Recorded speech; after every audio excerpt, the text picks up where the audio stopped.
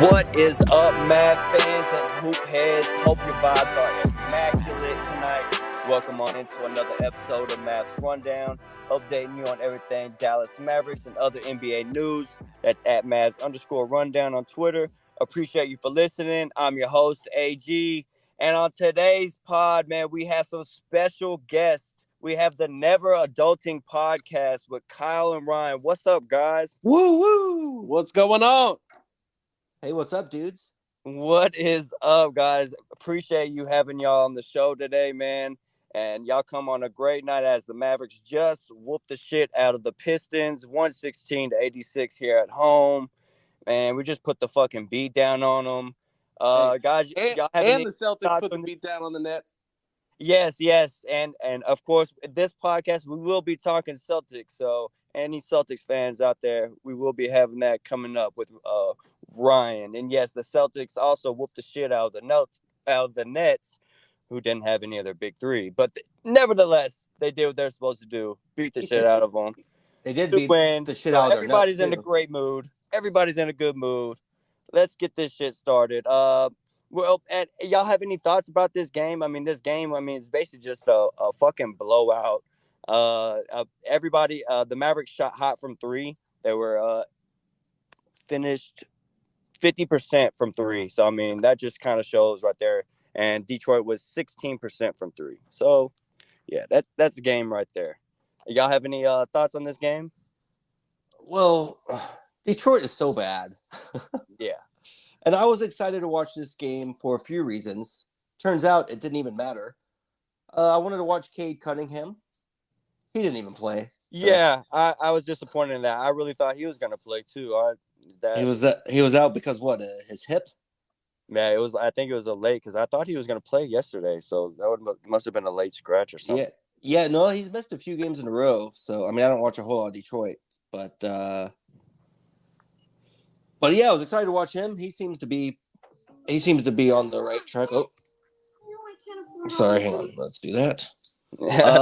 Good, all good. I like Bay. I wanted to watch him and Stewart, but those guys combined for like 13 points. So all the reasons I wanted to watch Detroit just blew up real quick. Even Jeremy Grant. Well, I knew he was coming back from an injury himself, and he's been back the last 4 games. He didn't do anything where I was like, ooh, wow. So, right. Nothing to make you, ooh, wow. No, yeah. And then Bay was what, 1 for 10, 1 for 11? 1 for 11, 1 of 7 from 3. So, yeah, not a game. So, yeah. Which is the guy that we almost took in the draft, but, different. No, he looks, I mean, like I said, I wanted to watch this game because one of the reasons because of him. So he's pretty good. Don't let tonight. Yeah. I think that was just an off game for him, and especially since they're missing their, essentially their best player that they're building around, Cade Cunningham. So looks. Speaking of him, he's averaging 15, 5 and 5, and his shooting percentages aren't great. So once he can get those up, he's probably going to be pretty good. Yeah, because he started the year off. He was really not doing well at the beginning of the year. Right. Kind of talking shit about him because he wasn't even hitting double digits in scoring, and finally he's hitting his groove and everything.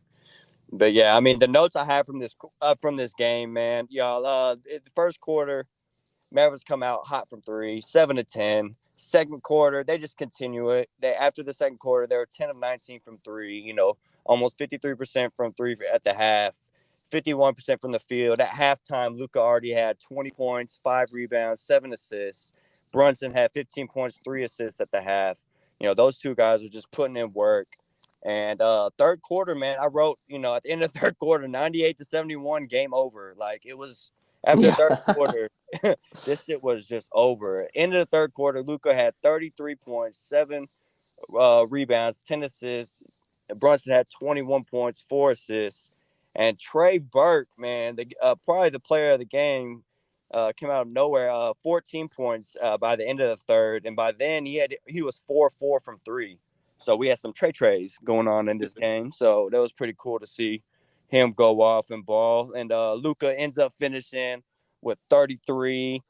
7 rebounds, 11 assists, a plus 35. Wow. Just Damn. yeah, he was fucking just if that don't tell you, that shows. He was killing it. He also had 14 free throws, so good to see him get to the line and attack the basket. But yeah, man, just a great overall game from the Mavericks. Not gonna spend too much time for them because we got some good special guests on. But yeah, Mavericks killed the Pistons. Great game for them. That game puts them at 32-23. They're still fifth in the West, only a game and a half still back from Utah on that 4th seed. So still fighting in that area, but still doing good. And then we still have 2 more games here at home, both against the LA Clippers. One on Thursday on the deadline, right after the deadline. So maybe some moves will be made. Maybe the roster will look different then. And then we play the Clippers again on Saturday. So that's that with this game. So let's go ahead and move on to we want to stick around with the Mavericks here for a second. So Kyle, can you what's up? No, I just wanted to know what I think the final stamp on that game was tonight. What's up? Maxi Kleber getting that block on Kelly Olynyk. Oh, dude, that was Did you see that? Yep. I was like, holy shit. First of all, I forgot that Kelly O was even in Detroit. Yeah, you forget where he's at. He's he's lost now. I loved him on the Celtics dude a few years ago. He won us a playoff game against Washington. It was one of his greatest career moments. He's a very wasn't he on Miami when they went to the finals 2 years ago? Yeah. Yes. So yeah. So he had some big moments, and I just forgot he was on Detroit and saw him. Hey, he had a clear layup, and then Maxi came out of nowhere, and I was like, "Oh shit, it's like, over." oh yeah, he looks healthy. Yeah, it's over. Yeah, he looks healthy. He's not bad if he's your 3rd, 4th best player. Yeah. Kelly. And then Trey Burke tonight, like I was telling y'all earlier, I think that turning point in the game was when he started getting booed.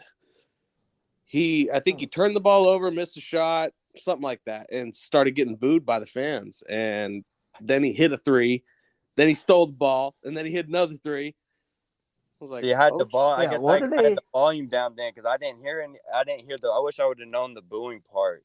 I just saw him balling, just hitting his shots. I'm like, oh hell yeah, Bubble Burke's here. I didn't hear the boos either. And Mavs fans are stupid. He's the reason we beat Atlanta last game. So shut your mouth. Like I said, it was a split second after he turned the ball over at one point. Crowd started booing for just a second, and then he immediately 30 seconds later hit a 3, and everyone shut up.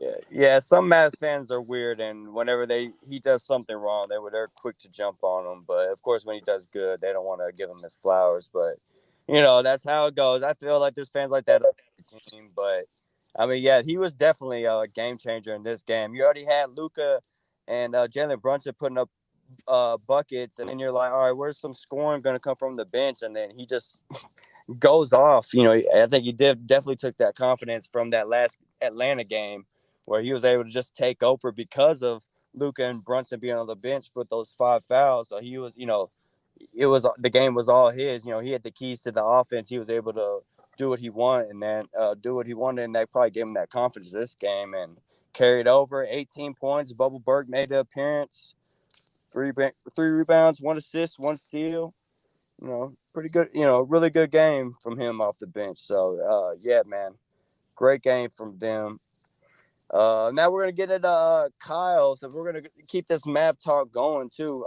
Kyle, I want to get your 3x3 on the Mavs this year. I want to know, some 3 things you like, 3 things you don't like, and 3 things you would change about this team. Alrighty. Well, first off, so the Mavs have had double-digit leads in 23 of the last 26 games. Okay. They're 16-7 in those. Yes. Which we knew that they were great on offense. They were great on offense with Carlisle as the coach. Right. They've shown prolific offensive. Right. Correct. One of the things I like is Jason Kidd. I was a fan of him when we signed him. I guess I'm the only Mavericks fan who liked that signing. I don't know how you felt. That's what I said. I felt like I was like on the an outcast because I kind of liked the signing. He's one of the best point guards of all time, and point guards just see the floor differently. Exactly. Like a quarterback. So if you have one of the best young point guards, why not match him up with a Hall of Fame point guard who's had, and it's not like he just came in, I think I can coach all of a sudden. He was a coach before. He has experience. Yeah. So now Jason Kidd, he implemented defense since the beginning. Defense. Like I said, we already knew we had a good offense. Put Luka on any team, they're going to be decent on offense, if not really, really good. Yeah, and to your point, I agree with that. I don't understand. I know he got a bad rap because of all the shit that came out from his previous stops, and that's why a lot of people were like, "Oh my God, Jason Kidd, do you believe what kind of person?" It's like, dude, do you really like? Especially he spent his last 2 years in LA where he won a chip there as assistant coach. But like he spent his years, like, you really think he's gonna go back to being like that? Like, especially nowadays where everything gets, called out into person. So it's like you would think someone would learn from that, and just knowing going into the situation, it wouldn't be the same for him. Like he wouldn't. I mean, same old things before that he was doing all the crazy antics and stories that came out about his, his young days when he was probably still didn't know how to coach. I mean, point blank period. Like he was new. Like he didn't know what, he was just kind of just free ball. Well, he even has Luka playing defense. So yeah. And if whatever Luka does, the team is going to follow. So if Luka's trying his ass off on defense, the team is just going to go even harder. Exactly. Because they want to be good for Luka. Yeah, he's really got Luka. I mean, he showed it last season that his defense wasn't just slack. Like he wasn't just like an open door on defense last year. He showed a little bit of that.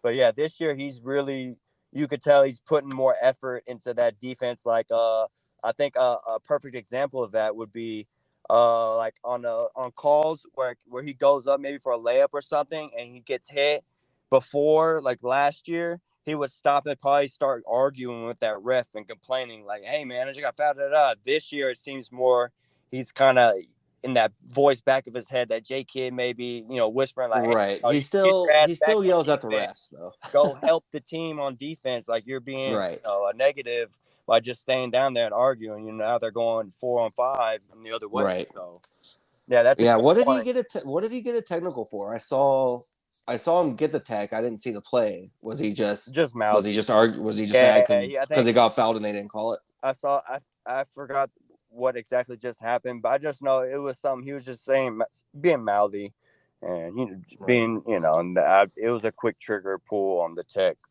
because it was kind of everyone was kind of like, huh, what? But you're gonna get those when you're Luka. You say things the wrong time. He speaks different languages, but maybe these refs might know the language and he says the wrong thing. And then they're like, oh, really? Dude, I feel like the refs don't like him at all. No, they don't. No, he gets fouled. That's what I'm saying about the tech. He gets fouled. They don't call it. He says something. Then they give him a technical for messing up, but not calling the foul to begin with. Yeah, he's definitely got that, like, Euro. They think, because he's a Euro player, he flops and he's doing that. He's like, no, he's getting fouled. Like, he's going to a rim just because he's bigger than everybody. Like, he's still getting fouled and stuff, but they're not calling it. But, I mean, that's the other part on him. He's still got to grow and be more mature and kind of, like, pick your spots of when to kind of pick at the refs and shit like that. Right. That's kind of how I feel about Jason Tatum being, like, just begging for calls sometimes, And they got to learn how to just, like, get over it and keep playing, Yeah, I think those are just those young player struggles, like just learning, like, all right, now you're developing, you're becoming a star. Now all of a sudden you're expecting some calls and things that go your way, and you got to learn. Sometimes you just whether it's the refs or whatever it is, you just got to keep playing through that shit and you can't worry about kind of like in the playoffs, like at the end of the game, you're not going to go and try to make a move to get fouled. Like you're going to go make a move to try to get a bucket. You're not going to, you know what I'm saying? Like you're not, like you got to go score. You can't be worried about getting fouled or pressure on him. You see the foul? He hit me. I should get, no, man, you got to be worried about the game. Yeah, put the pressure on him and stop worrying about getting the call. It's not a foul till the ref blows the whistle, right? Right. Yeah, but I do agree. You're right. He is getting back more on defense because last year, I mean, his first 2 years, it would be 4-on-5 so many times. Oh, yeah, so many. And you're just like, dude, go, hurry. They're on a fast break. They know you're arguing. Go, get back. And then they go down, hit a wide open three or get an open dunk or some shit. And you're like, oh, come on. Yeah, for sure, I think J Kidd has has put the defensive effort for everyone. Yep. And they're all following Luka. So. Yep. And once you get Another Luka thing to buy in, everybody buys in. Agreed. Great point. Another thing, our role players coming into the season. We got Reggie Bullock and Shannon Brown, and I knew Reggie could play D. It was a 3-and-D guy, but I wasn't like, ooh, like so exciting. Right. And I honestly didn't think Josh Powell. I think Josh Powell, not Josh Powell. Dwight Powell and Finney Smith. I think they're great role players, but I didn't think they should both be starting. I think I thought Finney Smith was a great defender and can hit threes sometimes. He is. I thought maybe start one, but now they're all playing like a team. He's becoming that 3-and-D guy. He's making more threes than he's missing, and he's also driving more. So yeah, I think I was wrong coming into the season because, like I said, they're playing like a team, and it's all because of Luka. Josh Green, he's becoming a 3-and-D guy. He doesn't shoot a whole lot, but when he shoots, he's making them. Like I said, Finney Smith's starting to drive more. Trey Burke, we've already mentioned him. He, if you could have a guy who doesn't play for 12 straight games, comes in and gives you 7 straight points. Right.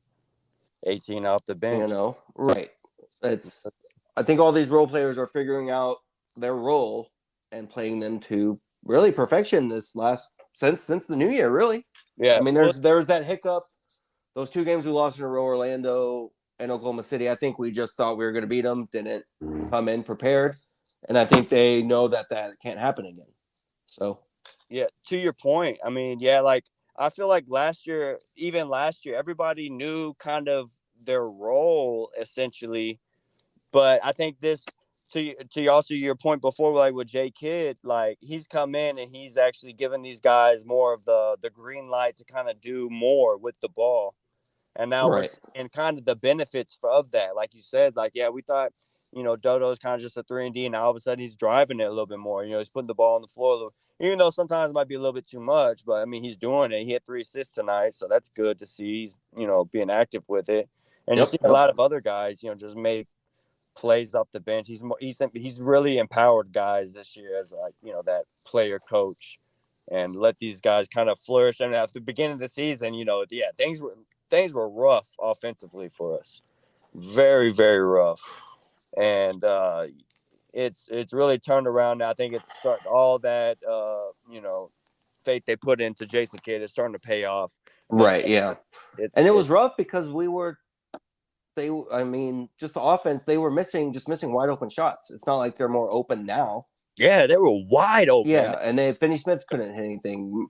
Maxi Pad would miss a ton. Yeah, Reggie was missing. Right, Reggie was awful. His last 6 games, he's averaging 18 points and shooting 50% from the 3 and the field. So he's been the sniper we signed to the soft. Right, exactly. He's basically been turning it around this month, which he has crazy stats. Because if you look at his career, it's like every in the month of January, his percentages go like shoot through the roof like that. Like all of a sudden from January to like the rest of the season, like his percentage throughout his career has always gone. Oh, really? He like just exponential, like so much. Yeah, he just needs a really long time to warm up, I guess. Yeah, and I think also with Reggie too, it's like Tim Hardaway was taking a lot of his shots. Basically, if you look at all the shots he's getting now, it's because he was only putting up like 3 threes a game, 2 or 3 a game before, and now since Tim Hardaway's down, he's getting like 10 threes. On that range of shots and threes. So I think that also helps too. Speaking of Hardaway going down, that kind of reminds me of the year the Mavericks won it when Caron Butler went down. Oh, we thought a valuable piece went down. Yeah, and everyone around him. I'm not going to include Dirk, so I won't include Luka stepping up because he doesn't. Right. He's so good. He doesn't really need to. But everyone around him, stepped up, and that's kind of what's happening. Because, like you said, we're seeing Reggie do better. We're seeing Finney Smith drive. I like even the guys who don't get many minutes. Moses Brown, I like when he comes in. I like. Sorry, who was I just thinking of? I mean, Josh Green gets playing time, but he doesn't really show that much. But yeah, I like Moses Brown, Trey Burke. Well, wasn't Josh? Wasn't getting Josh a lot. Green injured? You said Who? what? Wasn't Josh Green injured for a while? Why he wasn't playing? No, he just No, wasn't I think he at was the just. You know what was funny? He wasn't getting much playing time, and then all of a sudden we played Desmond Bain. Which do you know about the whole Desmond Bain thing? Yeah, we passed on him and he called us out Yeah. We passed on Desmond Bain in the draft, so and took we played Green. them. Desmond Bain balls the fuck out. Drops I think 29 on us, and they beat us. And then he's like, yeah. The Mavericks, I know they passed on us. I know who they get, Josh Green. Yeah, I don't even think he played tonight, did he? He didn't play. He knew he didn't play. And he was like, yeah, Yeah, I don't right. think he got the floor. Yeah. And it was funny. After that game, Josh Green has now been getting like a surplus in minutes. And he's done good in some games. He had a 10 assist game. He's had some games he won out 17, 16 points, 18 points, and Well, I feel like inconsistent, but a very good energy guy that can come in and give you a And spark. right, and he's gonna get if Hardaway doesn't come back. He's gonna continue getting 20 plus minutes because what I've seen, he's not trying to do too much, Right. which is That's good. perfect. Yeah, perfect. Yeah. No, true. Because Especially he's good. He's good at hitting those shots. I like his defense. Richardson last year. I was having Josh Richardson last year. We know about not doing. I loved. Yeah, don't even get me started. I love that trade of getting. I know Right. Moses Brown doesn't play much. I know Brown. Moses Brown doesn't play much, but if we play like a Rudy Gobert in the playoffs, that trade, Josh Richardson for Moses Brown is going to come in handy for sure. You know what? Bane can talk shit though, but I feel like it all depends on what situation you go into. He got into 100% where they needed a 3. He's at, but they Dallas needed is him in the same spot though. We could have used the 3 and D. That's what we thought we were getting out of Josh Green, and we just. Supposedly the report is we didn't even give him a look. We didn't even scout him. It's right. supposedly the thing. They didn't even give him a look. Yeah, but did he get a chance on the floor? That's what I'm saying. Bane has had a significant just chance to just be out there and play. Well, because they need him. They need him to be that good. That's why they're in the spot they're in. Yeah, right. Josh Green isn't. Y'all I do see your point.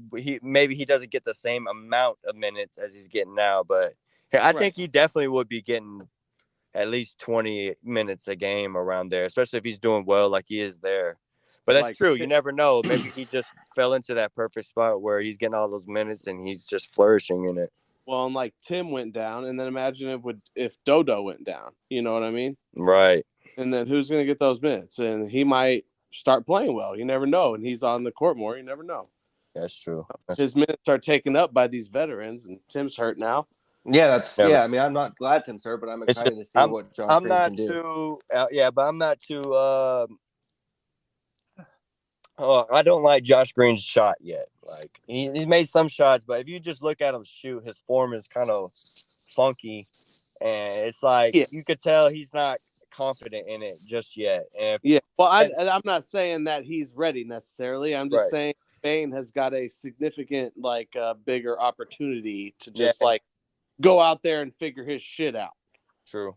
You know what I mean? Yeah, rather just work through it to type get minutes over Tim and Dodo and all these. Yeah, that's a good point. You know. Yeah.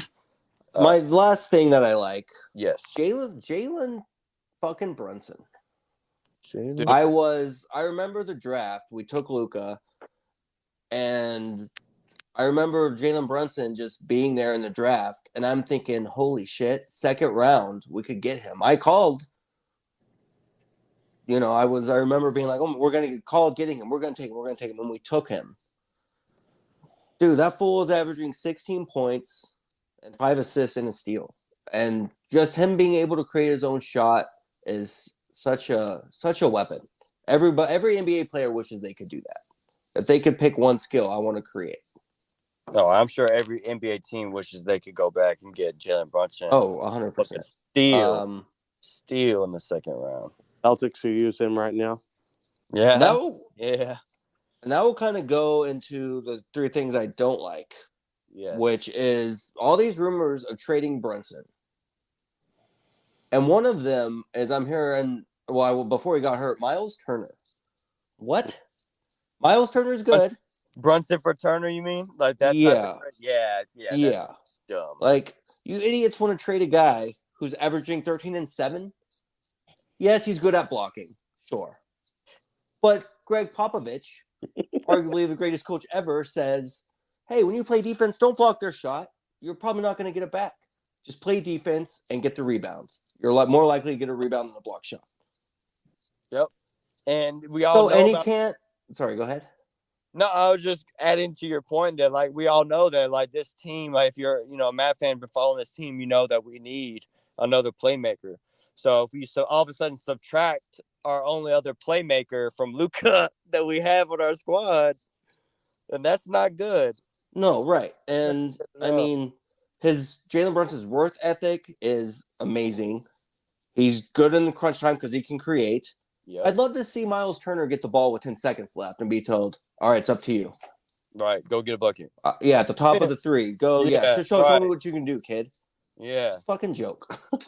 No, that was a great point. I was furious at that too. Or any of these trades where I saw one that was circulating too among like these like little popular Mav people and stuff. They were it was Brunson for like we trade him away and some other piece, but in return, basically all we're getting Buddy Hield and type of center. And I'm like, Buddy Hield is not a fucking playmaker. What are you doing? Like, no, dude, you're just adding another Tim Hardaway to the team. Like, you're not helping the problem at all. I was literally just about to say I saw the one for him for Buddy, and same everything you just said. Yeah, yeah, it makes no sense. I agree. Like, that's the perfect like point to put in. Like, okay, you give him the ball with 10 seconds left. Like, who are you more confident in? Yeah, give me JB. Give me Brunson.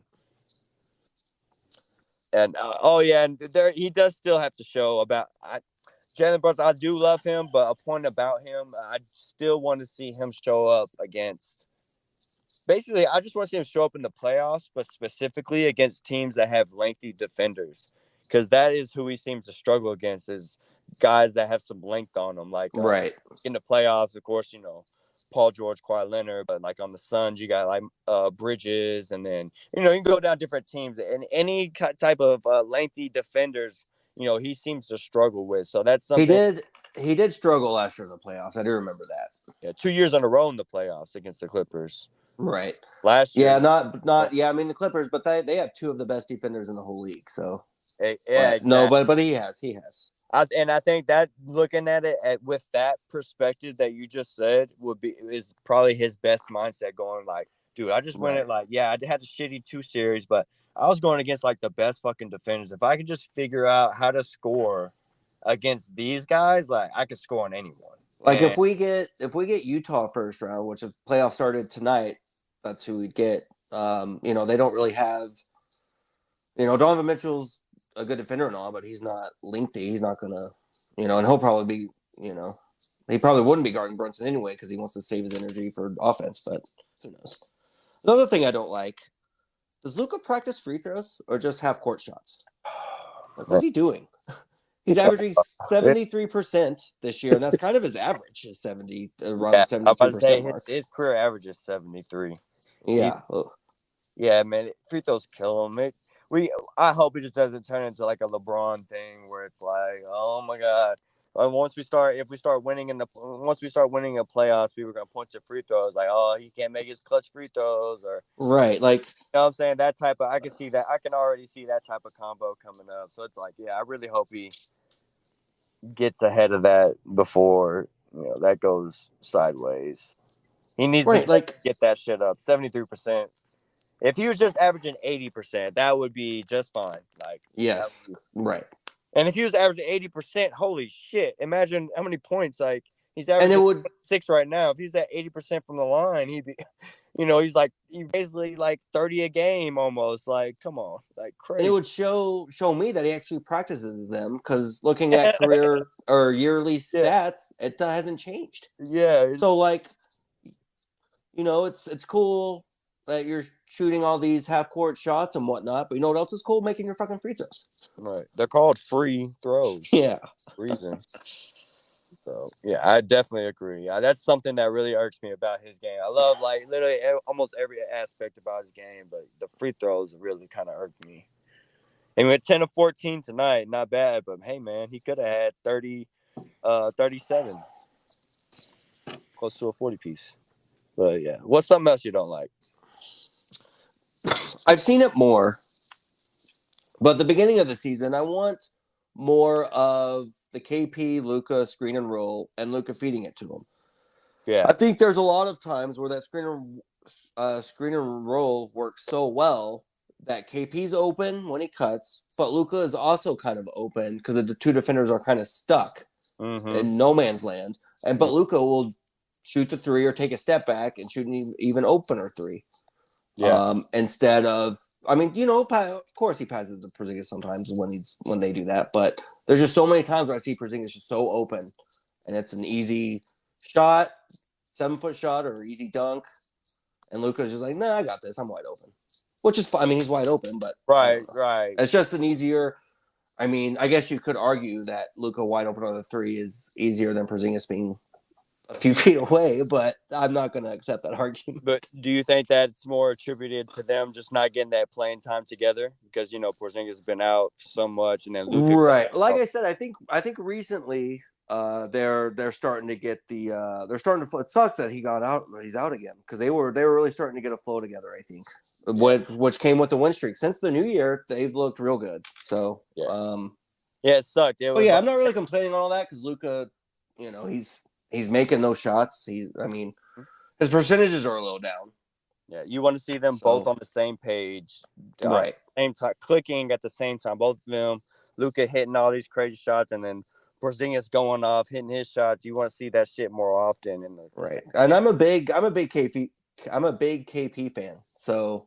Well, we were one of the same. I'm still on giving him. This is my last year of like giving him that hope, especially him being this healthy and stuff. Like of course, right now he's out, but.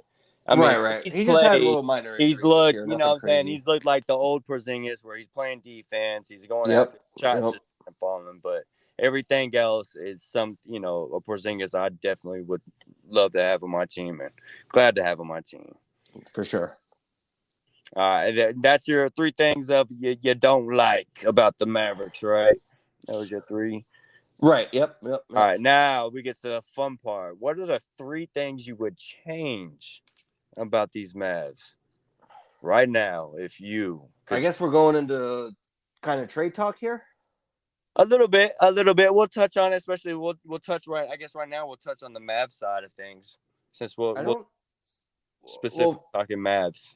I don't really know what they can do. I mean, I know they have. So what's their draft situation looking like? They have their first next year. They have not next year's. We have the first because that's owed to. Well, I guess I meant this year. They had their first for this year, right? Yeah, we can't trade it though. We can trade our first from the 2025 and a first from I think 2027.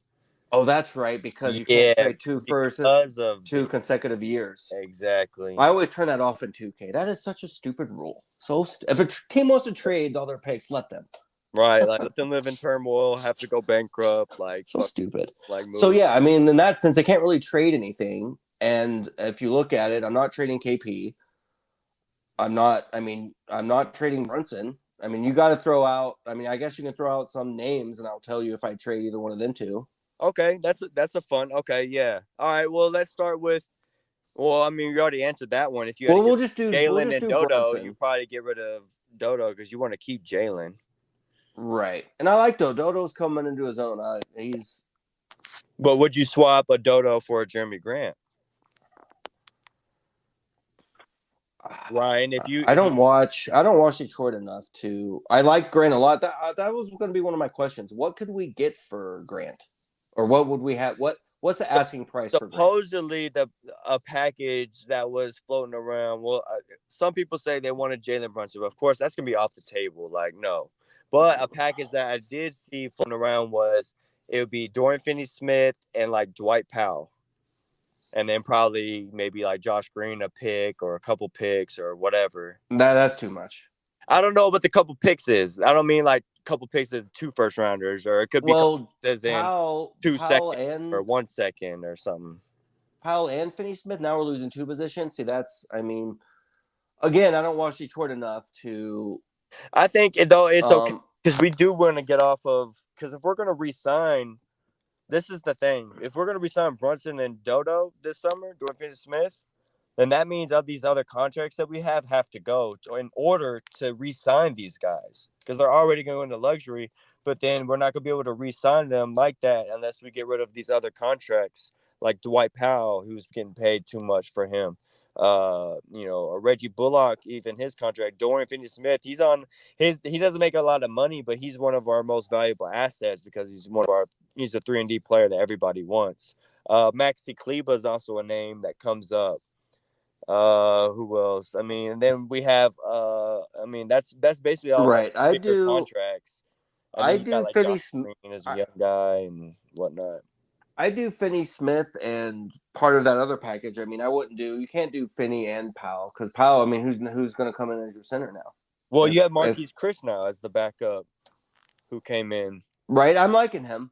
I think Dwight just does too many little things to add. If it was him for Grant, or I mean, there would be more draft picks and stuff. But I like the quantity over just the one guy quality. That's especially the way they're meshing. You do something like that, you get rid of 2 guys for one, you could lose. I mean, you could just lose the whole chemistry. I see your reasoning, but I feel like you got to pull the trigger if you're Dallas on that, because I think the thing with Dallas, we got to get talent. And I mean, there's only certain ways you can get talent. That's through draft, free agency, and trades. We don't draft well. No, we can't get free agents to come here.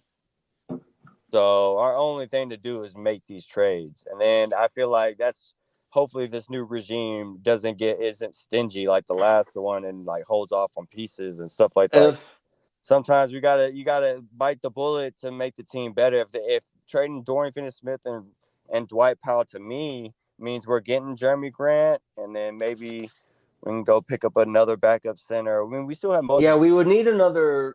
I'm not Boban. a star center, just a center who could take Powell's Dwight's spot. Right, like a solid backup center. That's right. True. Yeah, because Chris is great and all, but they need to address too. Agreed. What's another thing you would change? Oh yes. Well. Oh yeah, I guess. I mean, Grant was really the only one I was thinking. I know a lot of things have already been talked about. Yeah, it's really just the Grant thing. I mean, I would if I was told Porzingis will play all of playoffs, because the only reason I was hesitant on that was because just replacing that center spot. Dwight isn't the best center. He just does so many little things. He's got the chemistry with Luka. Now we're doing a 2-for-1 trade. Trading 2 starters for 1. But what do you, as another guy that loves KP? But would you trade KP for like a Pascal Siakam? Shit. All right, dude. I love KP so much, but that was one of the reports that came out. The Mavericks were like just had talks. Who knows what that means? Maybe they just, hey, what do you like? And ended, but had talks about Pascal Siakam with the Raptors. So what would you think? Let's see here. Trade centered around basically Pascal for Kristaps. I mean, at this point, with all the injuries, you gotta do that, right? Yeah, I feel like that's one of those where it's like, ooh. I wouldn't be happy, but I like Pascal. I've watched him quite a bit because he's on my fantasy team, so I try to catch him anytime I can. Dude, he does everything. He can score, he can shoot from anywhere, he plays defense, blocks, steals, rebounds, can pass. What and Ryan in there real quick? Do what? Ryan?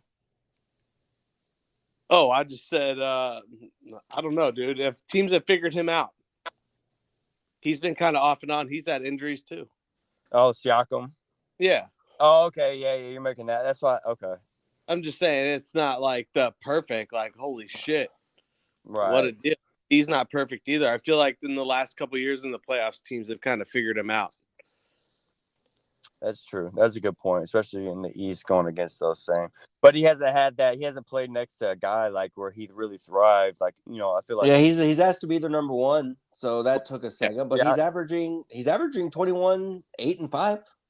No, he's playing much better. Dude, when I look at Siakam, I'm like, I remember watching him in the finals, like against, when he had Kawhi, and he was like, he played that like secondary role, like, that number 2 star role, like perfectly. Because there was that game where there was games where Kawhi, just had his like a little 20 something, and then Pascal went off for like 30 something one game, or, for a couple games. So that type of stuff, when you do shit like that in the finals, that's where I'm like, all right, that you're kind of proven in a sense. You have that resume where you can show up next to like another star player. You're not the main guy, but you could play off of a main guy. Right. It hurts my heart saying I would trade KP. I just want y'all to know that. Right. I'd really rather give up the rest of the team just to get a Luka, Pascal, and Kristaps big three. Yeah, that's right. That's more along the lines that I like Pascal more than Grant. Oh, for sure. I think Grant would be cheaper though, but I'm just saying that I really don't know. I feel like the Raptors are probably going to stand pat. Supposedly, I think they're going to be trying to upgrade their team. I don't think they're going to be trying to give away any pieces. Right. So I don't think that's why I think the Siakam's kind of out of there. And I think that's why the Mavericks also supposedly here recently have kind of focused in on that like stretch 4 type role. Like the names out there right now are, of course, Jeremy Grant, John Collins, Atlanta, and he's going to be expensive. PJ Washington. I want John Collins, dude, on the Celtics. Yeah. Oh, yeah. With Jalen. John Collins will look nice. That makes more sense. I don't think the Mavs, I think Atlanta wants too much. So Boston could probably do something to where it makes more sense for him. I agree. I don't with the John Collins, a lot of people are hyped up on that. I don't see where that goes, because then he gets paid a lot and you're going to be paying like Luka, KP, and John Collins and still be missing the extra playmaking. That goes to your other point. Like, you give John Collins 10 seconds. If he has the ball, like, is he really going to make that play for you? Like, no. Right. Yeah, he's not the type. But he's only thing that's going on with him. He's only 24. So that's another thing why they're asking such a big high price for him. Yeah, I feel like Jeremy Grant is probably like our best bet at this point. With everything else, I feel like they're just waiting. Like, yeah, we're gonna get Goran, which that at this point is kind of scaring me right now with them just being so nonchalant. Right. It feels like them being so nonchalant with the Goran situation. Like, I hope we get them. I hope they're confident they know some shit that we don't, and that ends up. And so that's why I feel like they don't have to address, or even if they did give up, I don't think they'll give up Brunson. But that's why I think they can give up like a Dorian Finney-Smith and Dwight Powell, and then still come back and get Goran. That would help give you another secondary guy coming off the bench. And again, this team, I agree with this team maybe finding like another backup center, especially if we're going to trade away Powell or someone like that. Yeah. We definitely just guy who does the little things. I don't need you to get 15 rebounds, 20 points or nothing. Right. We don't need to do anything big. Just but definitely some exciting stuff to look forward to. Mavericks are hopefully gonna make some moves. Oh, and my point too about the whole Dallas making trades, I think they have this deadline. To me, is crucial for the Mavericks, because if you hear a lot of the talk, they're saying, oh, they might wait to the off season and then try to make some moves. But if you wait to the off season, Luka Doncic, his extension, all that $207 million contract he just signed, that shit starts to kick in. Oh, right. Now our money starts to really get tied up. So I'm like, if we're gonna make some move to get some money or bring money in or anything like that, now would be the time to strike and make that move. to me, I would think money wise, I still think. I mean, there's still a possibility that you could wait this summer, even with this contract. You still probably make some moves, but I mean, I feel like just money wise, now would probably be the time to try and strike and get a Jeremy Grant, who what I'm saying, we can still keep and re-sign, and what I'm saying, especially if it works good, we can kind of keep that little core together type shit. Right. Yeah, dude. But you had that's a good trade debate. Siakam and KP. But Yeah. dude, if you could do Luka, Siakam, and KP, oh my gosh. Yeah, if you can, that's what I was saying. If you can trade everybody else and keep Luka, KP, and then somehow get Siakam, that would be nice. That would be dope. But yeah, I don't know why they would do that. Yeah, I don't know either. And again, like you said, the Miles Turner stuff. Maybe if they're trying to revisit that, like I wouldn't want to give up a lot. I definitely wouldn't give up Jalen Brunson for him. I could definitely see us going back after him, maybe for something less, because also trades went down. Oh, I have not mentioned this yet on the pod. Trades went down today, and I had them here on my phone, right here. The We bonus. had C.J. McCollum. He was traded to the New Orleans Pelicans with Larry Nance and Tony Snell from the Blazers, and the Pelicans sent the Blazers back Nikhil Alexander Walker, Didi Lazada, Thomas Sadaransky, 21 first round pick, and 2 second round picks. So a lot of different pieces, but basically CJ going to the Pelicans. That pick is protected, right? Huh? That pick is protected that they traded? I didn't look up to see the final details. I was kind of just getting but I do remember reading. I think that the first round pick is protected. Right. They couldn't get a first round pick unprotected for CJ? No, I think it might have been like a lottery protected. That's what I'm saying. Not like first with the whole thing was protected. Right. No, I got you. Like, But they I think it couldn't. would be lottery protected or something like that. That's all they could get for him? I don't know. Well, when they gave up Josh Hart, they probably thought Nikhil Alexander was a good young asset to get another guard. Honestly, everybody's baffled by what the hell the Blazers are doing. Yeah. So yeah, that one's crazy. And then the other one we had was the Kings trade, and in a surprise, the Kings trade Tyrese Halliburton, Buddy Hield, and Tristan Thompson to the Pacers for Domas Sabonis, Jeremy Lamb, and Justin Holiday. So that was another crazy move. Everybody thought Tyrese Halliburton was untouchable for the Kings, and they just traded him away for Sabonis. And Ryan, what did you think about this trade, Ryan? I love Tyrese, dude. He's been on my fantasy all year, and he's been great. I'm surprised that they would trade such talent. I like Sabonis, too. I love Domantas Sabonis. And hang on just a second. Let me just say, Austin, you're way better at pronouncing names than Kyle is. Yeah, you did very good with all those names. I was like, damn. I tried. Did you practice those? No, I literally off the top. I knew some of these other names, like Nikhil Alexander Walker, that, but the Didi Lazauda, that one caught me off guard. I didn't even know who that was. So I was like, oh, I didn't see that name there. Well, way better than Kyle. I definitely winged that name. Kyle. Anyway, no, I was surprised. I like Sabonis a lot, man, but to let go Tyrese Halliburton, such a young talent, like real general of the floor point guard, and Buddy Hield. It'd be one thing if it was Buddy Hield and some draft. It'd be like, okay, well, that's almost two. But I love Tyrese, dude. I think that's a big package for the Pacers. Right. Team up with Malcolm Brogdon. Like now they got their 2 guards of the future. Well, and they're saying that now since Tyrese is there, that means it's likely that Miles will stay there. Right, exactly. And then he's going to be a good match or pair with Tyrese. Exactly. And that was why I was trying to bring it full circle with that point. And I don't doubt that at all, man. I really like it. I think Tyrese Halliburton is a real talent. Yeah, man. Yeah, the reason Sabonis and Turner were unhappy was because they both want to play in the paint. And so we knew they were going to trade one of them. I like the trade. I think Sacramento should have, and maybe they did, Buddy Hield and De'Aaron Fox instead of Halliburton, because Halliburton he's going to be so good. He's great on defense already. He can shoot already.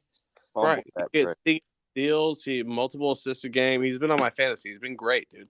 But if you can get Sabonis for Halliburton or Fox, and then Buddy Hield will be 30 at some point this year, and he's streaky. He'll never be a top 20 guy like he was drafted to be. So yeah. I don't mind this trade at all. Sabonis is really good. I think you can build around Sabonis and Fox. I would have tried to trade Fox instead of Halliburton, and maybe they did. Who knows? Well, I think the definite loser of the trade is Sabonis. I think. Right. Sacramento being maybe today he's like, hell yeah, I'm out. I can go. So it'll take a month before he's absolutely miserable in the Sacramento franchise. And at least he's living in Cali. Have you been to Sacramento, dog? Doesn't mean he has to live there. He makes millions of dollars. He can live wherever he wants and still make it to practice. I guess that's true. That place sucks, dude. Yeah, that place sucks. But that's funny as shit. Dry and flat. Actually, before we move on to the rest of it, Ryan, did you have any thoughts? I want to get your thoughts too on the Mavs. Like, did you have? I want to know your thoughts on this team, just from the outside perspective, like just your overall thoughts from a Celtics fan. Well, just sticking with the fantasy, I've had Tim Hardaway on my fantasy all year, and then he got hurt, and that was a huge blow to my team. And just watching this game tonight is a prime example. Even though they blew this team out, I just think Luka needs more help. Yep. I don't think he has the right players next to him. I think I'm sorry if people get mad at me. I've always been a huge hater of Dwight Powell.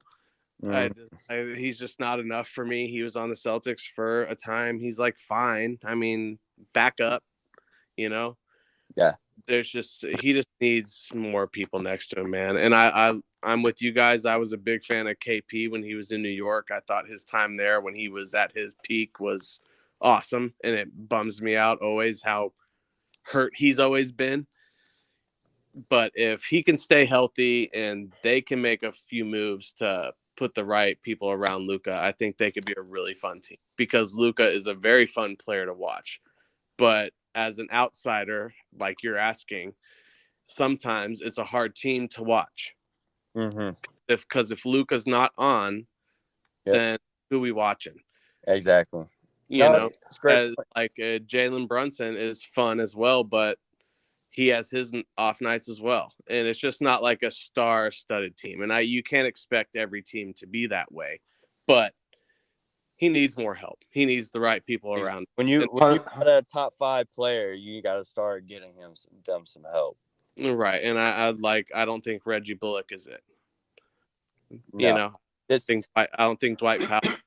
My thing has always been like, this team has so many great like role players on it, but not enough for those, number 2 or like a second guy or third guy option on this team. We don't have those. We just have a bunch of really good role players, and not enough, like you said, just not enough help, not enough guys that could just. And that's how it's been. Yeah, that's how it's been. Just give the ball. We don't have a guy who just give the ball to go get us a bucket, and we're still searching for that kind of. It seems like we're in that search for that number 2 guy. Like, is it gonna be Brunson? It looks like it. Really show up? Like, is it just gonna be a committee thing? Like, whoever shows up one game, kind of the credit. Well, it's like if they are going to commit to Luka and Jalen, then they need to do that. And they need to build around these 2 guys. It needs to stop being a question for you guys as fans. Like, okay, these are our this is our 2 guys. Just like how I feel Jason and Jalen are our 2 guys. Right. And we need to build around them. There's no other fucking option. When other players or whatever, even friends of mine, give us Jalen. No, it's not that fucking simple. Who are you giving us? KP? Who? KP? No, thanks. Sorry. You wouldn't entertain Jalen for KP? No, KP's been way too injured, dog. Compared to Jalen, and Jalen's been super reliable, and he's not punk. He's like been really loyal and down. No, y'all have 2 great young stars on y'all's team. Right. So, and I'm just saying, if Jalen is y'all's second piece, then that's great. And now let's build around them. Let's find the next. No, that is a great point. Yeah, we definitely need. I think this is the year too. This is like our clarity year. Like we're gonna find out. Can we rely on Porzingis? If not, yeah, this offseason we're probably gonna be looking to reshape the roster. I think. But yeah, I think this year everyone's riding. I don't know what they're gonna do. I honestly would not. I would be upset, but I would not be surprised if this team does nothing at the trade deadline. Yeah. So, If and you want, if you want me to be honest, also about being an outsider, I don't think you guys have anything to worry about when it comes to Luka leaving. yeah, I honestly don't think he'll leave either. But at the same time, like you want to do your due diligence. I don't want us to end up being that Milwaukee Bucks, even though they won the chip. I don't want us to be like, oh, Giannis, don't leave last second throw.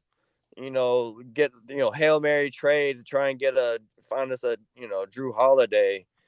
And that ended up working out for them. But I mean, he could have easily, if they lost in the second round that year, could have came here and played in Dallas. Could have went to Luka or whatever. But I think that's a scenario that Mavs fans are more scared of. Like if we don't build enough team, because if you think about it, this year, like if shit goes sideways this year, all of a sudden we have to let go of KP. We have to let go of these guys. Then all of a sudden we're in rebuilding, and it's like it's gonna take another like a couple of years to get maybe depending if we can flip a big trade enough, and then be right back in where we were. But what I'm saying, it's kind of like taking two steps back instead of one step. You know what I'm saying? Two steps forward, one step back. It's kind of like taking two steps back and then one step forward, trying to rebuild the process again with Luka. Trying to find those two, like those, our guys to build around. Well, if it comes to that point, then it's all about the draft, and even like the Celtics, when it got to that point, we had Isaiah Thomas for that little, that little purgatory moment. Right. We were just in this weird limbo, but we were making the Eastern Conference Finals and doing well, but we knew we didn't quite have enough. And then Jalen and Jason came around, and now we got our new guys. And that's what I'm saying about Jalen Brunson. I hope that's that guy, But like, if y'all are trying to recreate what I feel is the 2011 Mavericks moment, who's going to be like the Deshaun Stevenson? Yeah, exactly. Who is that? Who's going to be the tough guy? Who's going to be the guy that hits every three like the Jet did? Well, Deshaun Stevenson came into his own because Karan got hurt. That's kind of going back to earlier. So, point, because he really didn't play until Karan got hurt. Yeah, and then he got to step up. And another thing about that 2011 team, real quick, is people don't know this, that I said earlier, the Mavericks, for us, we don't build, the draft we kind of hit. We got Dirk, we got Luka. Free agency, we never hit. Trades is what we did. And that 2011 team, I remember someone said it was 8 months before we won the title is when like the team got together. Like they made all the trades. It was like 8 months before I think we won the title, before the season. So, but it was 8 months before then is when we made all the trades that made that team happen. Pays you. So exactly. It is. It's kind of like just making those. If we're gonna make marginal around the thing moves, we just got to find those right pieces that fit. If we are gonna try and recreate this 2011 team and have just like all the right pieces in the right spot. But yeah, it's just like Celtics 2018 with KG and Ray Allen, dude. Yeah, it's all through trades, man, and find the right people to put around Paul. Y'all got to find the right people to be around Luka. The right match, people that don't need the ball in their hands and are down to play a role. Mm-hmm. Yeah, exactly. Into their role. Exactly. Yeah. So yeah, a lot to look forward to. Thursday trade deadline coming up. But we're gonna go ahead, and that's a great segue point to dive into Ryan's Celtics. Oh no! Currently sit in the 7th seed at 31-25 after a very, as he's gonna talk about, slow start. But they are now in the 7th seed at 31-25 this year, doing well for them. Ryan, take it away. Give us your rundown in the 3x3 of the Celtics for us Mav fans. we stomped the Nets without their big three, of course. Yeah, y'all. All right. This win made it the eighth of the past 9. So we're on a little streak here. We started off this season very slow, man. Very disappointed. And just talking as a fan, you know, I paid for League Pass. I played for the monthly deal. Mm-hmm. And after October, November, dude, I was like, man, what the fuck am I What paying am I for? paying for? What the fuck am I paying for? These guys suck. It became very frustrating very fast. Just the way they would come out of the gates, man, to start games. Just no intensity and just like being slapped right off the bat, you know, and be down 30-10. Yeah. Type of shit I want to watch. And y'all be down by 25 at halftime, and then y'all constantly working back, and then maybe you get close, but you always fail. it's so frustrating. Offensive woes. Y'all and the Mavericks really had these offensive woes at the beginning of the year that really are right. And then also crazy. at the beginning of the year, we just got slammed with COVID too, Yeah. which excuse, but it's an excuse for everybody at this stage. I mean, Horford got it, Jalen got it, Peyton Pritchard got it. The whole team at one point was out for 2 weeks at a time. Hey, credit to y'all. Y'all have come back from that. Yeah, dude, it's we've been really good since the new year, which brings me to the first thing that I like. Since the new year, we're first in defensive rating. Ooh, we've stepped it up a little bit, nice. and even just watching that game tonight, we made it impossible for. I mean, again, we're playing the Nets bench, but made it just like impossible for them to score. We're in their face the whole time. It was fun to watch. Made me feel like I'm watching the old Celtics that actually give a damn, Mm-hmm. you know. But then, since we're talking about trade deadline stuff, my second thing, I'm just so happy that, and I hope it stays this way, that Jason and Jalen are still together. Yeah. We're talking about Luka and Jalen. I just want those two to figure it out. Everyone, first thing they say, we'll take Jalen. You want this and that? Every fan of any team we'll take. I'm sure you will take fucking Jaylen Brown. Right. You Who wouldn't? sucker. Who wouldn't want Jaylen Brown on this? Right. I'm sure you would, dickhead. I want him to be our shooting guard and Jason to be our small forward, and then we build around them. Yeah. You know, even though he's injured right now, someone I've thought about a couple times is like Ricky Rubio at the point. Yeah, he would be a great pickup for y'all. We need a real point guard that doesn't care about scoring and can make those guys better. You know, like that's one thing, and not a point guard, but that's one thing I was happy about getting Al Horford back. That he's I loved y'all getting Al Horford back. Even though he has to play as it, but I feel like just a great locker room presence, probably guy just brings a lot of intangibles that y'all need. Right, and it's well documented that Jason and Jalen especially love that guy, you know, and they listen to him, which is important for those two young guys. I feel like they get carried away sometimes and they lose focus, whatever. They need someone like Al around. And I feel like they need the same thing from the point guard position. They don't need a Kyrie who's coming and causing all types of drama and talking shit to the media and missing games. You don't need all that drama. Dude, I remember when he in Boston told all you fans, "Hey, I'm re-signing." Yeah. It's like told all Dude, y'all. what a cocksucker! If y'all had lied right to our face. He did. He came out with that, and then for the next 3 months acted like a complete douchebag. And it was like, oh, cool, thanks, dude. You're gonna resign. You seem like a real dick. You're talking shit about our young players and not encouraging anybody and not taking the blame for anything. But yeah. Anyway, I don't even want to get started on that dickhead. We need somebody that doesn't care about getting there. Like even Schroeder this year, you know, he's trying to get a contract right now. He signed this whack ass deal after turning the deal down from the Lakers. Yep. You know, so Turned down what is like $60 or $70 million. Turned it down. And then he ended up signing for like what? 5. I think 1 year. Yeah, I forgot he turned that down. What an idiot. That's what I mean. Yeah, so this whole season, every time he gets the ball, he's just like trying to take over. When Jason and Jalen are standing in the corner, it's like, okay, sometimes we do need those points, but other times it's like, dude, chill the fuck out. Like you're doing too much. Yeah, doing too much. Know your place.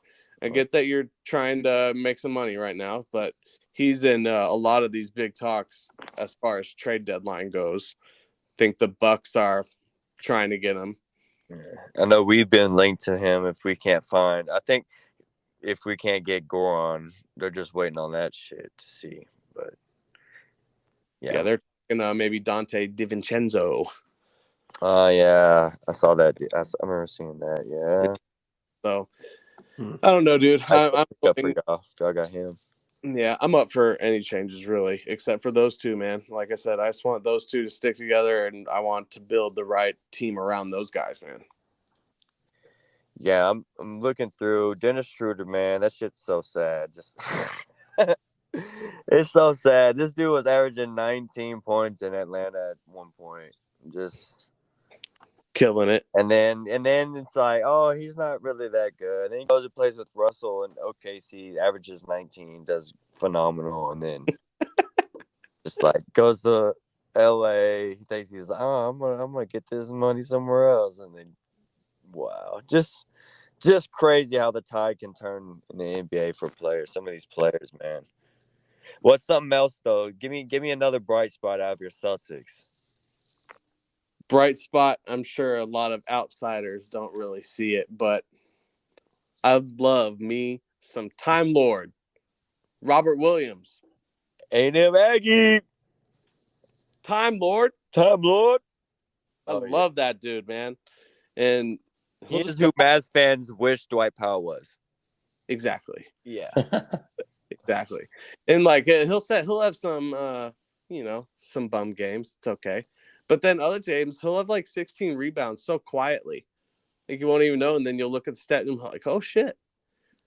Rob had 12 and 16 and 3 blocks. Right. Time Lord. I love Time Lord, man. Oh yeah. Love that. And so he's quietly averaging right under 10 points and then right under 10 rebounds. So he's basically averaging a double-double. Right. He and some games are better than others, but right.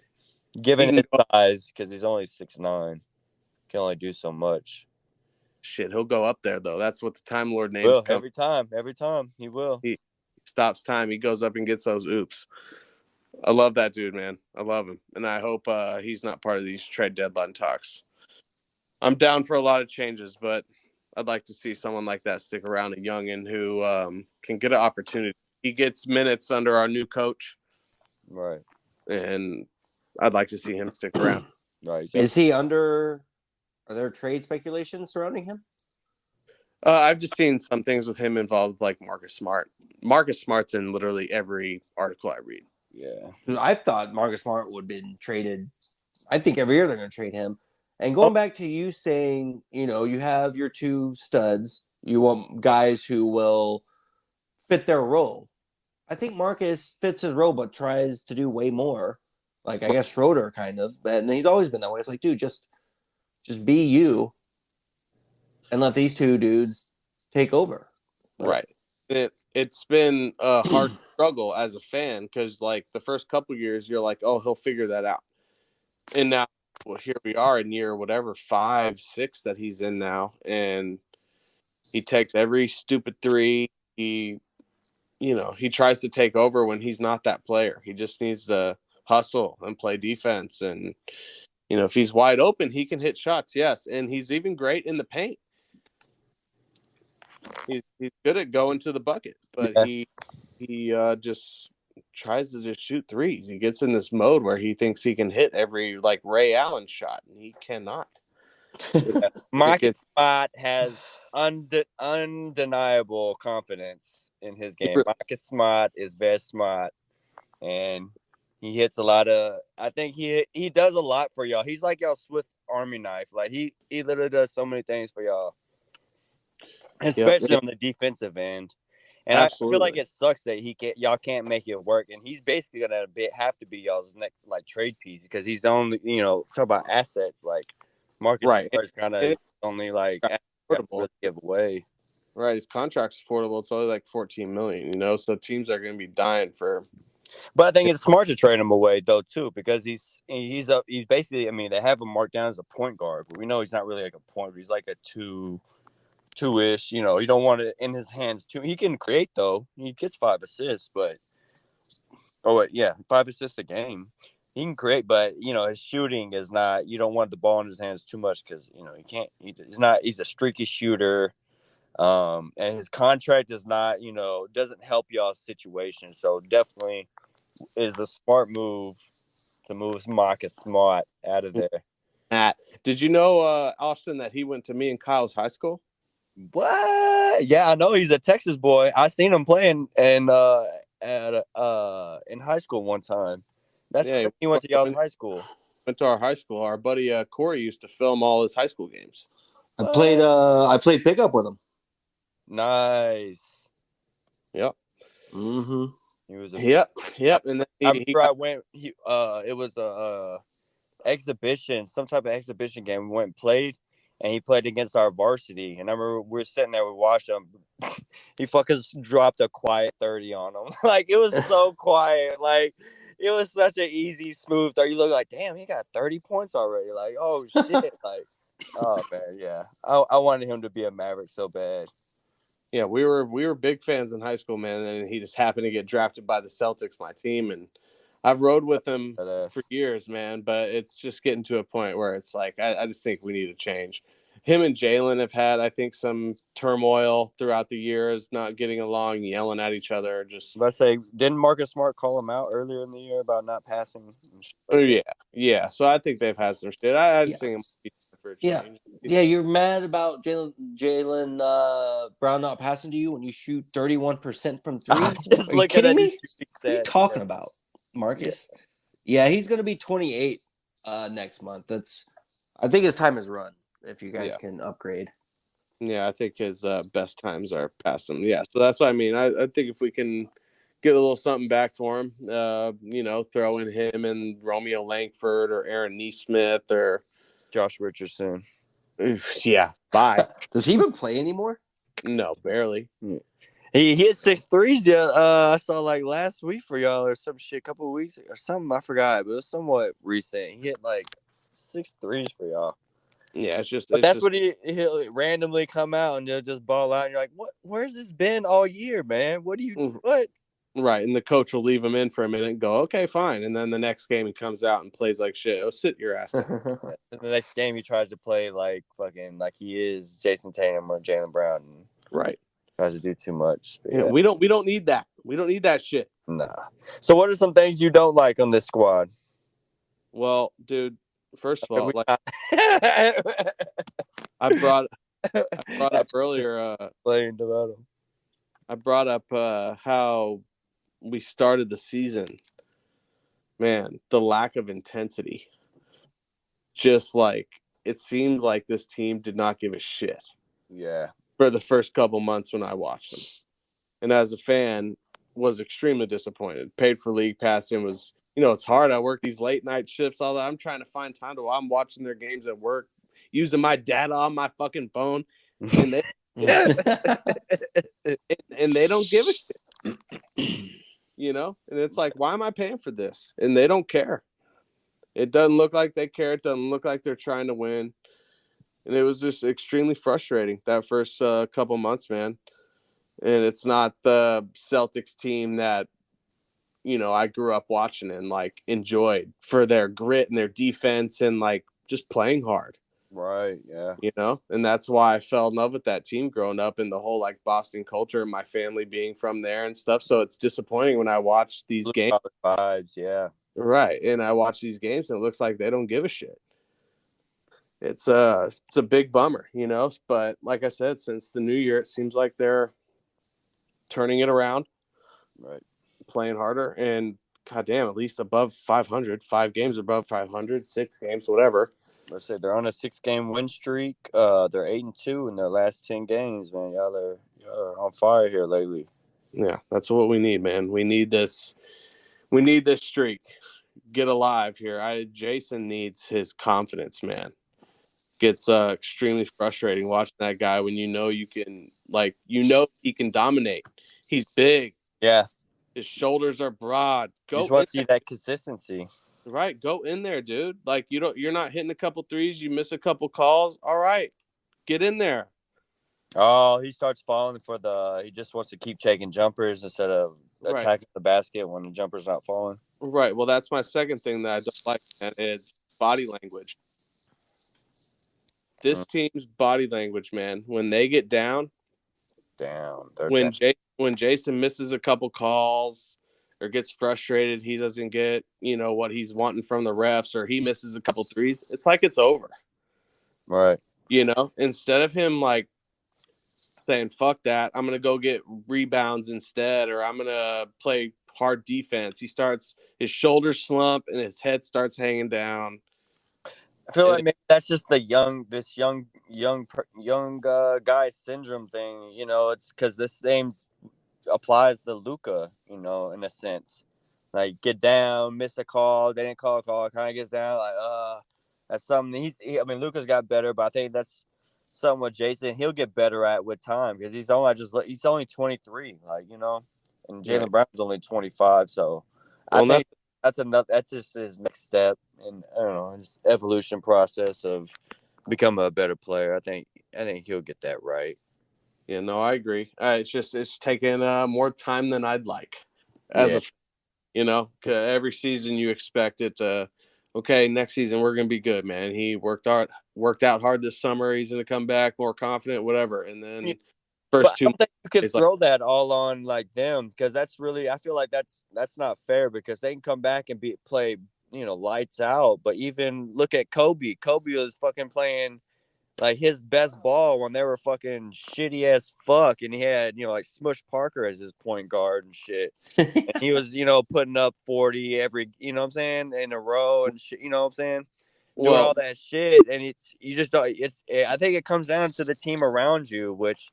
right. Well, let me Nothing make wrong it with clear. your Tatum. You got your top two guys. It's just filling out the rest of the pieces and helping them grow. Because then all of a sudden you're putting all this on Jason Tatum, and he's just like, fuck. So every miss now is more like magnified, like because nobody like who else is gonna take that type? What I'm saying? Can make a shot for y'all. That what I'm saying? Can do the things that those two guys can do. I want to make it clear that I'm talking about Jason, though. He's just an example. Jalen does the same thing. Marcus does the same thing. Yeah. It's just a mentality of a young squad, and that's why I was so excited to get Al Horford back to try to maybe chemistry. Yeah, right. Because they maybe break that mentality and maybe be able to get them out of those slumps when they just kind of give up on themselves. Especially with this new coach, there was a lot riding on this season. And it's a bummer sometimes when it's not just Jalen, but Jalen acts the same way, and Marcus acts the same way, and that shit rubs off. And I feel like our young guys like Peyton Pritchard and Aaron Nesmith, it just gives bad vibes to everybody else. Yeah, creates like a shit show. That's why I feel like that probably should be a reason why y'all get rid of Marcus Smart to help free up some of that tension and shit. Exactly. That's what I mean. We need to try something new. We've been trying this for 4 or 5 years now. Oh shit, I hear you. Yeah, I think it's time to try something new and give Jalen and Jason some new team around them. Yeah, it definitely. I see that with y'all's team. It's somewhat similar. Seeing these same names on the roster for the years past, year after year. It's like the same names, and you're just like, all right, fucking time to see something different. Even if it's just some new names on a piece of paper. Please be something else. Exactly. Give me something new. Give me a new look because this shit ain't working. Yeah. Back from summer, you're hoping they're better, and then the first 2 months of the season they play like complete ass. Yeah. And it's like, okay, well, Dennis Schroeder's clearly just playing for a contract. Al Horford's old. Yeah. Yeah. this, Although, this, this is not fun. So we just need a change, man. It's time for something new. So I love Marcus and all. He's a hometown boy from here in Flower Mound, where we grew up. We watched him play all through high school. I was ecstatic when he got drafted by the Celtics, but I think the time has passed. I think we need to move on. And he needs a new start too. I think he could go provide a playoff team a lot of help in the right role. yeah, a lot of team, or I think even a young team that if you have like a Trey Young, well, I mean that they did good last year. But if you had somebody just like a smaller or someone guard to have another guy to come in to be that offset defensive guard to help, what I'm saying, an offensive player that he can help a lot of teams. Right. For sure. What's the last thing you hate or you don't like about this Celtics? Man, the fact that we can't hold on to a win. Can't hold on to a lead, man, like at all, until this past 2 months. Again, for the first half of the season, man, we'd start games hot and be up 25, and then you check back third quarter. Oh, okay, now it's 15. Then you come back 5 minutes later. Oh shit, it's 8. Yeah. Oh, I'm trying to and watch help my wife with my children, and I come back. Oh shit, we're down by 10.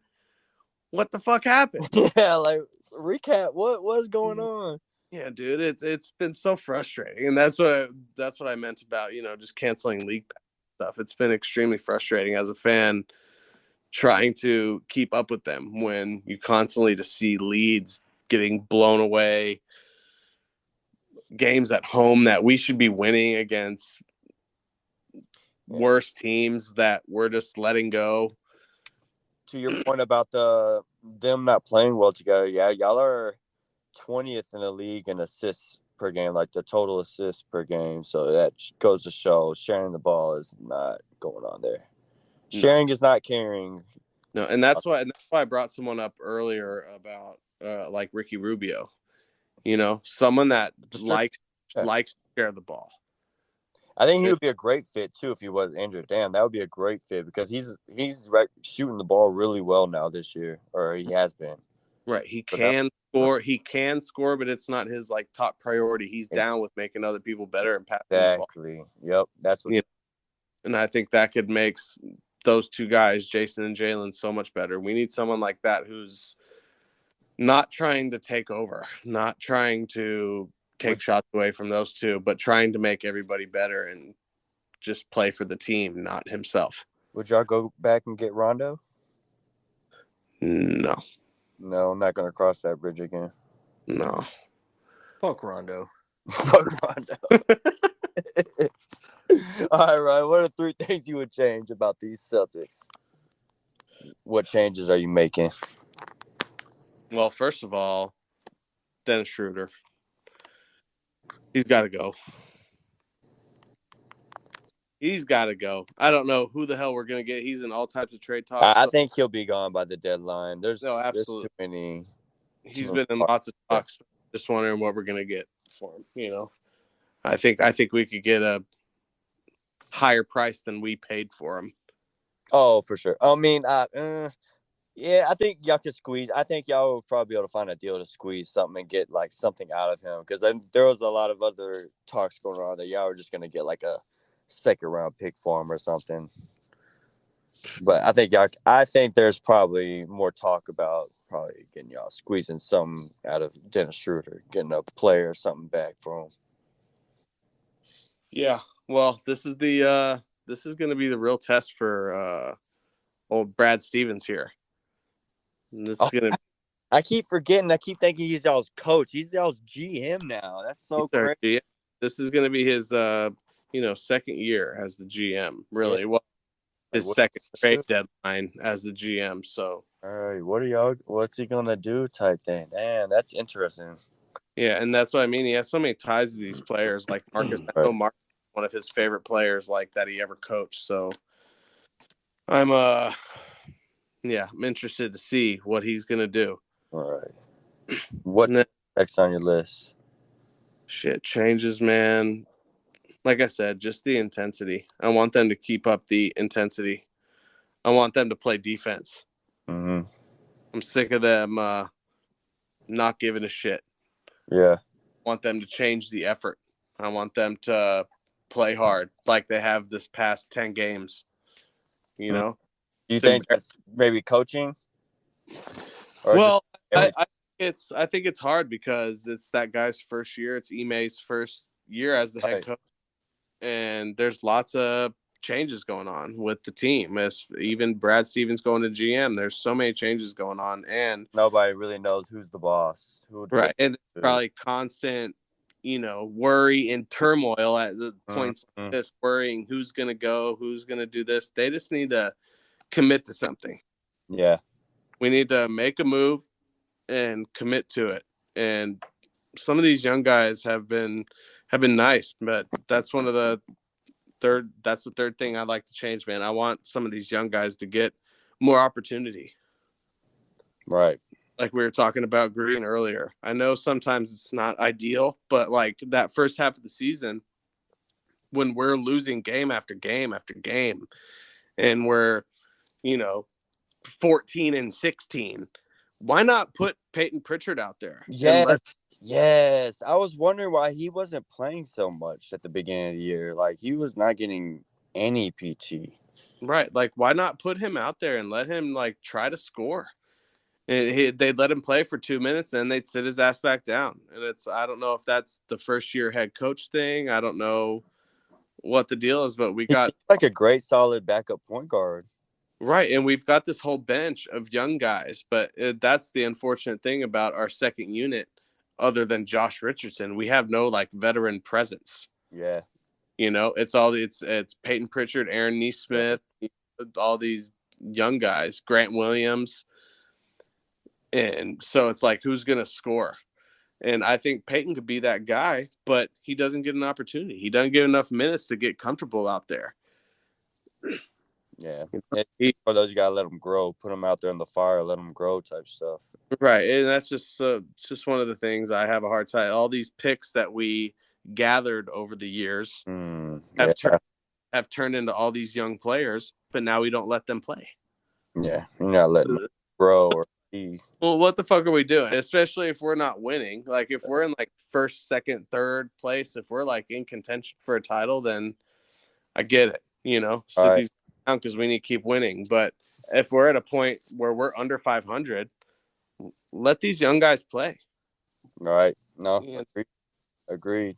Especially if you aren't going to make any, or if you don't know, like, any moves you are going to make, like, you might as well let your young guys try and flourish, give them some more run. Exactly. I mean, where we keep on trying the same thing every night and no one seems to give a shit. Let these young guys play. Yeah. Let them go out there and try to earn their money. And I think a lot of y'all's problems will pass at the trade deadline, especially if y'all get rid of like a Marcus Smart, Dennis Schroeder. Maybe so that locker room trouble is kind of lessened up, things lighten up. Maybe y'all play better, things change. Right. Like you said, already the first year, you said since the first, y'all rated number one defense. Y'all like the Mavericks have also taken that turn for the defensive effort, putting the emphasis on that. So, I mean, here lately, y'all, been doing good on the defensive end, and then it's just, I think, comes down for y'all also just finding some more offense, especially like from the bench. Really, is what y'all need. Bench, exactly. Yeah, come in and help y'all out there for sure. Yep. What are some things you would change about this team? Well, those are the things I would change.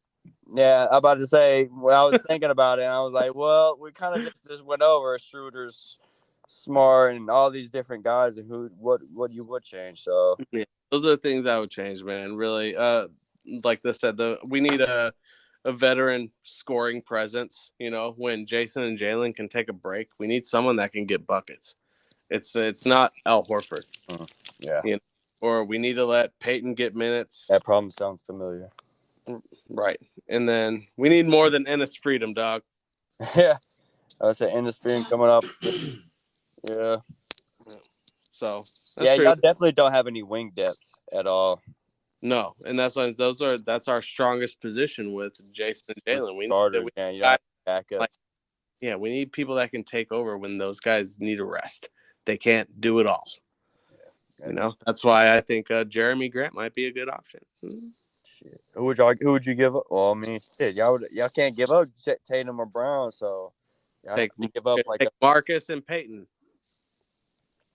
Marcus and Peyton. And I don't. Yeah, I probably had to throw in some picks in there.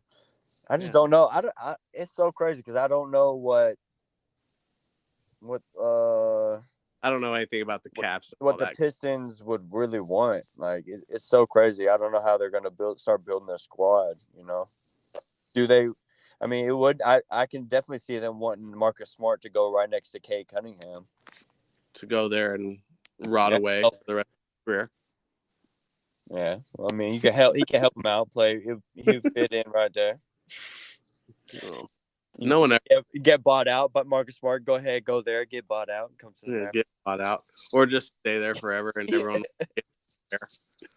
Marcus Smart, dude, making these smart picks. Make it smart. Make it smart. Oh man, that's awesome. Well, I appreciate that rundown there of the Celtics, man. I've been checking out their games. Y'all look like y'all are really in the same position as the Mavericks. Just kind of needing some extra punch, some extra scoring, trying to build around your stars. Right. Yeah, it's kind of the same thing. So it will be a very, very interesting trade deadline here coming up. Are there any trades before we go? I mean, we talked to Jeremy Grant. We talked about Pascal. Are there any trades y'all are looking forward to? Y'all think maybe can happen or will happen, or y'all want to predict anything before we head on out? Well, I think we just touched on it earlier, but can we just talk about CJ to the Pelicans real quick and Dame and CJ breaking up? Yeah, where's Dame going? Right, that's what it feels like. I feel like that ran its course, and it was time for them to break it up. But it's like, with the pieces they're getting back, it's like, what are you really gonna do there, Dame? Like, it's gonna take forever. Yeah, those pieces don't help Dame right now, and if they're looking for that pick to work out, he's gonna be 35 by then. So they're getting rid of him for sure. Yeah, I feel like it's just the inevitable that he's gonna leave. So now, yeah, that's even more crazy. That makes everything more crazy. But it's sad to see them break up because I like that little duo. They call them the Mama Boys. It's the end of it, dude. Well, we've been watching them for a long time. Those series against Houston. Yeah.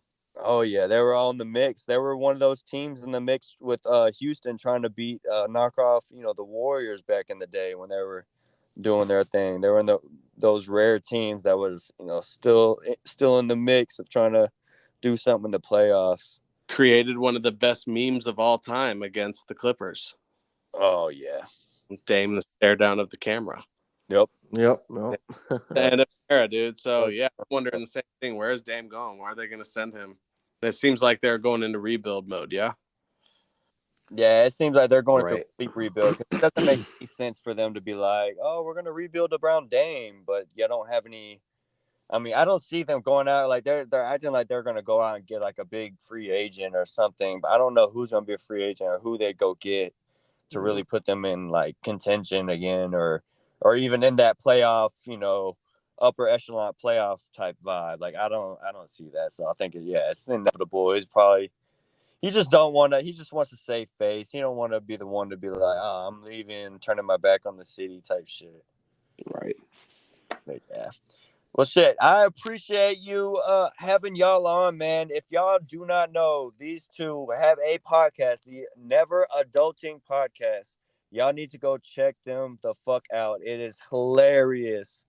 And I just finished our last one today. They are 11 episodes. There's a lot of shit to go listen to and a lot of laughs to be heard. Go back, catch up on them. Go give them a listen, a follow, all the things.